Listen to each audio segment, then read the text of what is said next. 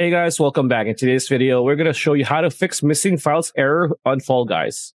Are you looking for a quick guide how to fix missing file error? Stay tuned because this video is for you. All right, so we are now at epicgames.com. So most of the time people use this instead of Steam for some reason on Fall Guys. So it says here missing games files are 200 underscore 1902 error. So missing game files are this code error. Normally happens when your game or Epic online services is missing some files to run the game. So, or they're having a conflict on the computer. So to fix this issue, please complete the following troubleshooting steps.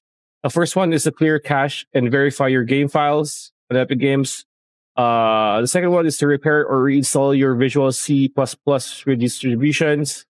The third fix is to reinstall Epic Games Online.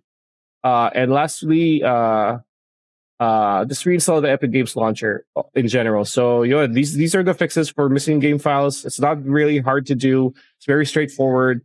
And yeah, that's pretty much it. That's a video. Hope you liked it. Like, comment, share, subscribe, ring that bell icon, and we'll see you on the next one.